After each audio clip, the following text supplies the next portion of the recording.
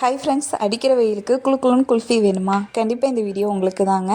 இந்த வீடியோவில் நான் குல்ஃபி பாலை வச்சு ஈஸியாக சூப்பராக வீட்டிலே பண்ணுவோம். இது எப்படி பண்ணலாங்கிறது பார்க்கலாம். இதுக்கு கொஞ்சம் பால் எடுத்துக்கோங்க. பால் ஒரு 3/4 லிட்டர் பால் இருக்குங்க.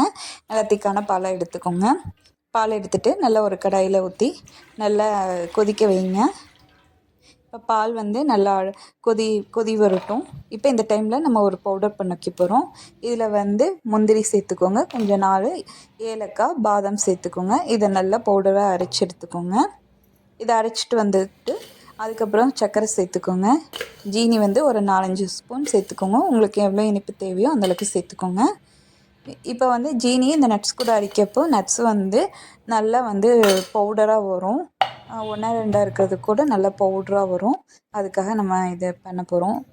அடிச்சுட்டு வந்துட்டோம். இது அப்படியே நல்லா பால் இங்கே பாருங்கள், நல்லா பொங்கி மேலே வந்துட்டுருக்குது.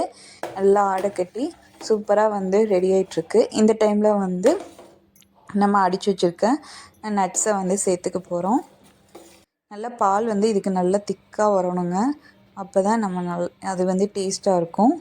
இப்போ நம்ம இதுக்கு நல்லா கொதிக்க விடணும். மறுபடியும் இதை நல்லா கிளறி விட்டுக்குங்க. பால் நல்லா திக்காக வரணும். எப்படி சொல்கிறது, அந்த தண்ணி பதம் இல்லாமல் திக்காக வர்ற வரைக்கும் நீங்கள் இந்த மாதிரி அடுப்பில் கிண்டி விட்டுகிட்டே இருக்குங்க. சைட்லெலாம் ஆடை வரும், அந்த ஆடையில் எடுத்து விடுங்க. இப்போ ஒரு 10 ரூபாய்க்கு நான் பால் பவுடர் எடுத்துருக்கேங்க.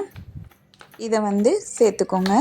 இதை நீங்கள் அப்படி போட்டிங்கன்னா கொஞ்சம் உங்களுக்கு கட்டி கட்டி விழுகும். அதனால் நம்ம கொஞ்சம் தண்ணி ஊற்றி நல்லா கரைச்சி எடுத்துக்க போகிறோம். இதில் கொஞ்சம் போல் தண்ணி சேர்த்துக்கோங்க. தண்ணி சேர்த்துட்டு நல்லா ஸ்பூனை விட்டு நல்லா கரைச்சி எடுத்துக்கோங்க. கட்டி இல்லாமல் கரைச்சிக்கோங்க. இந்த மாதிரி கரைச்சிட்டு இப்போ நம்ம ஆல்ரெடி இருக்கிற பாலில் இந்த பால் பவுட்ரு பேஸ்ட்டை அப்ளை பண்ணிட்டோம். இப்போ பாருங்கள், நல்லா திக்காகி வந்துக்கிட்டே இருக்குது. இது இன்னும் கூட திக்காக வரணுங்க. அந்தளவுக்கு நல்லா எடுத்து விட்டுட்டே இருங்க.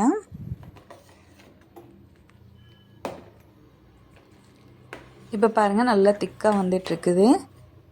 சைடெல்லாம் ஆடை வந்துக்கிட்டே இருக்கும். நீங்கள் நல்லா கொதிக்க விட்டு நல்லா கெட்டியாக வரணும். இந்த பால் நல்லா தண்ணியாட்டம் இல்லாமல் கெட்டியாக வர அளவுக்கு நீங்கள் கொதிக்க விடுங்க. இது நல்லா சுண்ட காய்ச்சி நமக்கு அந்த குல்ஃபியோட டேஸ்ட்டு அப்படியே அமிர்தமாட்டம் இருக்குங்க. சூப்பராக இருக்கும். ட்ரை பண்ணி பாருங்கள். இதே மெத்தடில் செம்மையாக இருக்குங்க.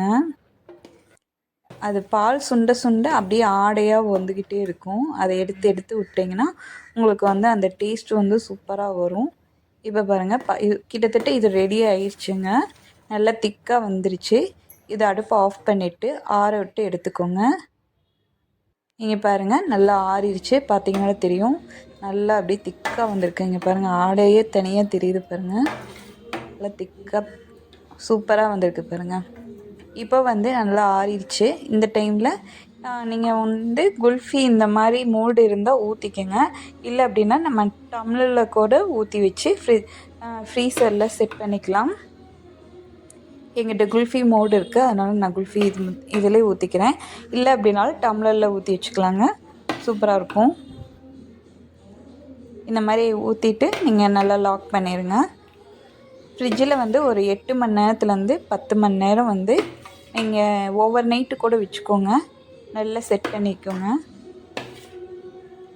ஃப்ரீசரில் வச்சுக்கோங்க. ஃப்ரிட்ஜில் இல்லை, ஃப்ரீசருங்க. இப்போ இதை நல்லா டைட் பண்ணிவிட்டு அவ்வளோதாங்க, ரெடி ஆயிடுச்சு. அதே மாதிரி மீதி இருக்கிறதையும் நம்ம ஊற்றிக்கலாங்க.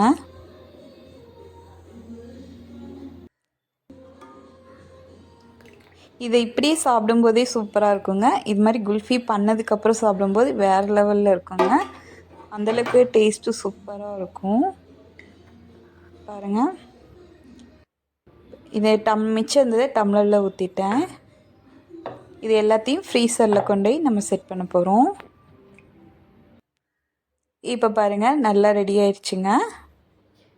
இப்போ மொதல் நாள் நான் பண்ணேன். இப்போ மறுநாள் எடுத்திருக்கேன் பாருங்கள். நல்லா கெட்டியாக வந்திருக்கு பாருங்கள். நல்லா கெட்டியாக திக்காக இருக்குது. இப்போ நம்ம ஐஸ் குச்சி வச்சுட்டு நம்ம எடுத்துக்க போகிறோம். இந்த மாதிரி பண்ணிக்கோங்க.